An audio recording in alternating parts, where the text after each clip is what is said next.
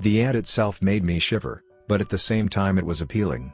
It said, "Earn $120 per night as a night guard in the morgue. Apply now." I'd been jobless for a while and had to afford to pay my rent and late bills, and with this kind of pay I'd be able to live like a king. So I applied hesitantly, half hoping I wouldn't get a response from the company. Not even 2 hours later, I got an email from the employer. "Thank you for applying to our position of night guard in morgue.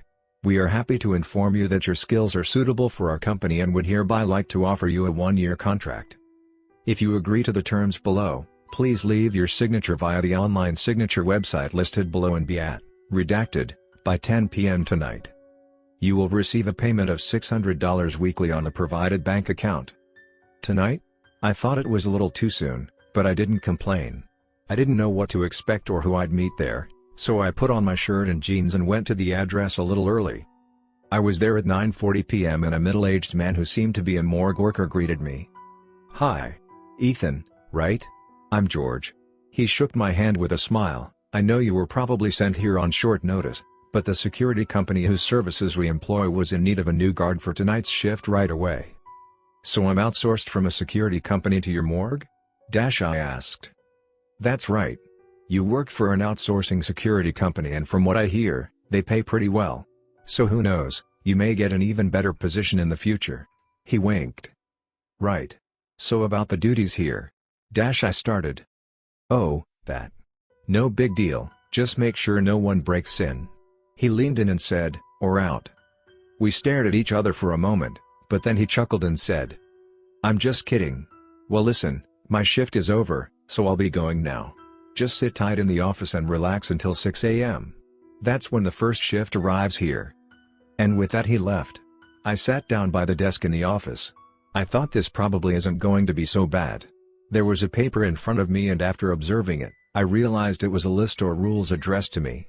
It said, "To the new guard. Welcome to the company.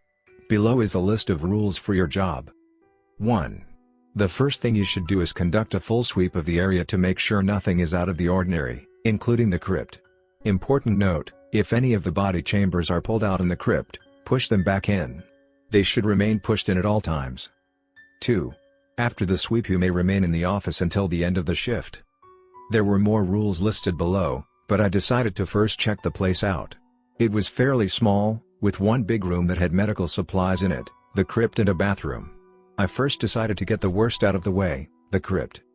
I left the office and opened the sturdy crypt door, immediately getting hit by a wave of cold air. Inside were 2 body carts in the middle of the room and cold chambers on the walls. All of them were closed, so I hastily left the room. On my way back from the bathroom, I saw a man in a lab coat standing in the medical room. He was fiddling with some of the tools next to a body bag. "Jesus, you scared the hell out of me," I said. He shot me a bemused glance and working. "I thought everyone left already." "My name's Ethan, I'm the new guard," I said, but again, he simply ignored me. I waved my hand in dismissal and returned to the office. I was about to continue reading the rules, when there was a sudden creaking sound reverberating throughout the building. It was faint, but it sounded like the pipes. It intermittently lasted for a few seconds and paused just as long. I ignored it and slacked some more, checking out my phone. But the longer the creaking lasted though, the more I got unnerved, because they sounded less like pipes and more like moans. I got out to ask the employee about that, but he had already gone home by then. I couldn't tell where exactly the sound was coming from, but it sounded like the crypt, so I went there.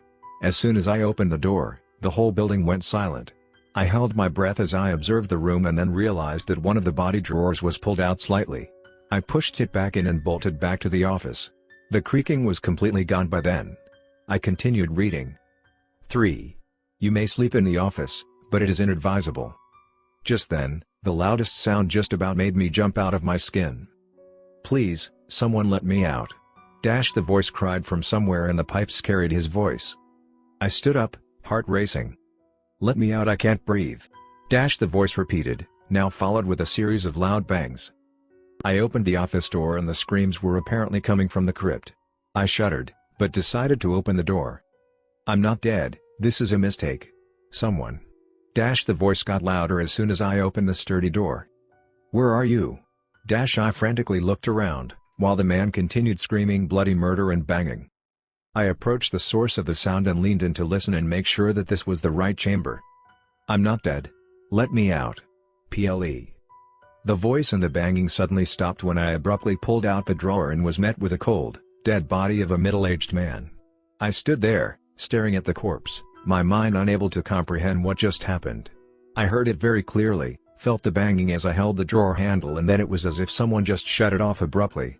Was my mind playing tricks on me?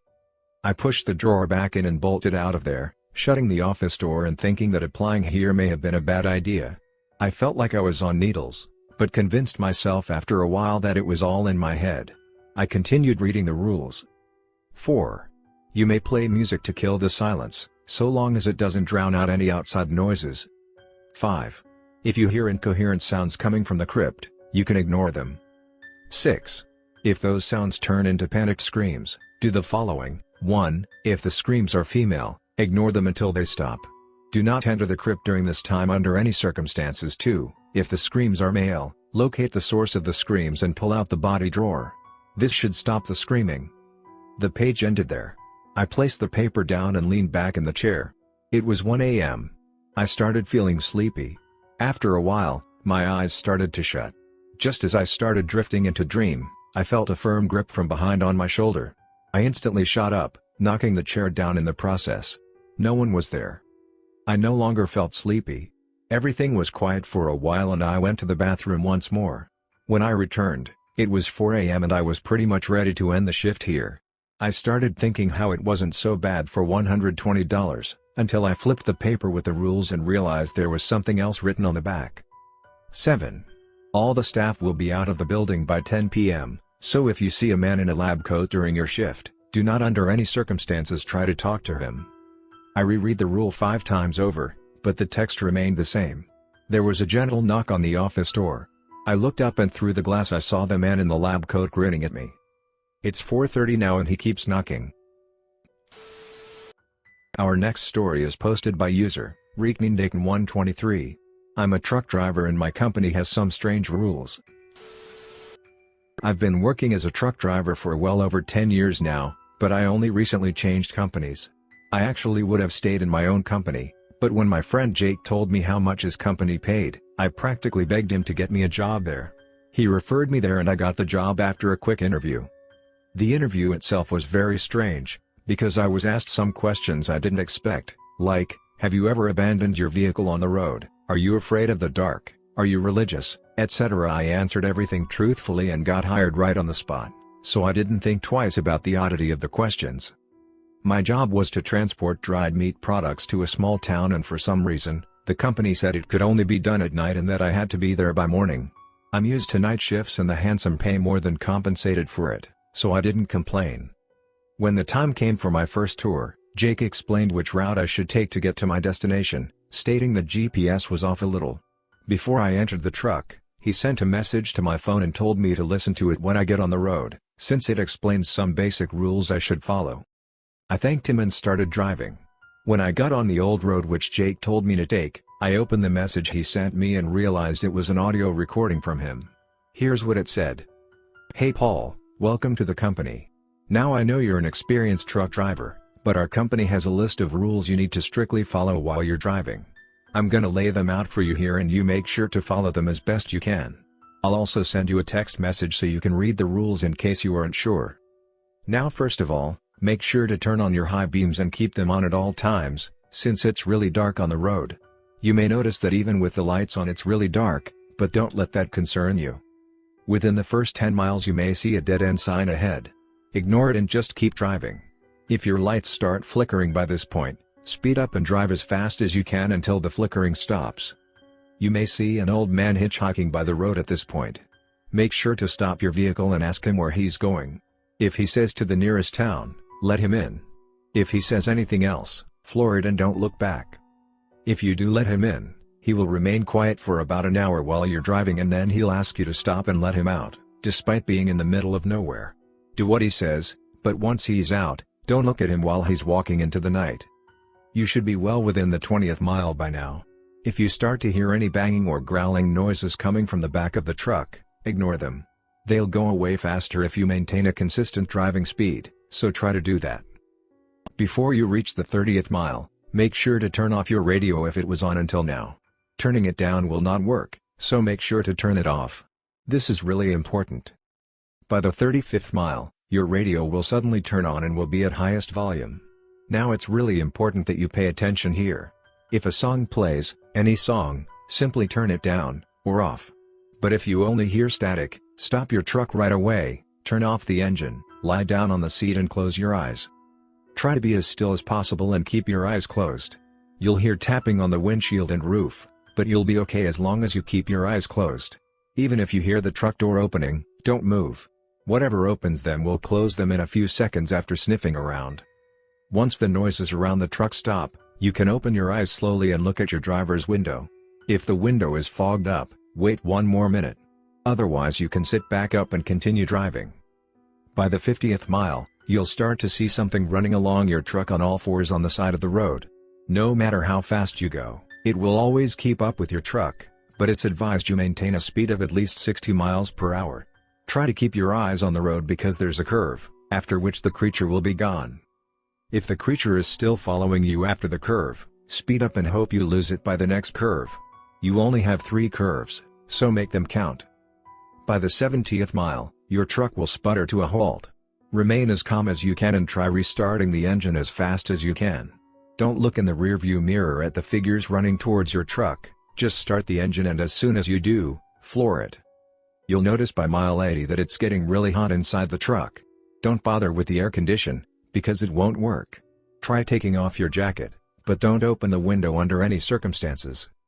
Try not to fall asleep either, because even though the road goes straight, you may find yourself swerving off a cliff if you close your eyes. If you need to use the bathroom, only do it between the 85th and 90th mile and make sure to keep your high beams on while you're doing it. Do not step off the road or out of the light. When you're done taking a leak, you may see someone move behind your truck just as you turn around. Don't try following them, because you'll just endlessly move around the truck just in time for them to always get behind the next corner and they want you to stay outside as long as possible. If you hear a high-pitched scream in the distance while you're taking a leak, run back to the truck and floor it. I don't care if you piss your pants, but do not waste a second running back. Regardless of the mileage, at around 3 a.m. your phone will start ringing. Don't answer it, no matter who it is, even me. The caller will try to get you to answer 3 times before sending you a message. Don't open the message, either. Again, whoever it's from, ignore it. By the 100th mile you may see a pair of beams from other vehicles in the distance moving toward you. If you do, turn off your lights immediately and wait for the other truck to pass by. Once it does, you may turn your lights back on. Repeat for any other oncoming vehicles. Do not honk or do anything to attract their attention. Keep looking in the rearview mirror and if you see the beams of the truck turning around and coming back towards you, drive away as fast as you can and pray you're faster. Now, when you reach the 120th mile, you'll see a sign for a 20 miles per hour speed limit. Slow down to 20 miles per hour and do not go over that speed, since the sound can attract unwanted attention. You can speed up once you see another sign that tells you the speed limit stops at that point. At around mile 130, you may see a woman waving and asking for your help. Do not slow down and try not to even look at her. Once she's behind you, look in the rearview mirror. If she's still on the road, you're safe. If she's gone, just look straight and don't even think about looking at the passenger's seat, no matter what you see with your peripheral vision. Once you reach 140th mile, you're safe. From here, it's a straight shot to your destination. Don't try to turn your truck around at any point while you're on the road, because you'll end up driving until you're out of gas, and if that happens, you're as good as dead. Don't use your GPS until you reach the town either, because it will take you to an old dirt road which will have you driving in a loop. Once you reach the client's place, the employees will take care of the rest.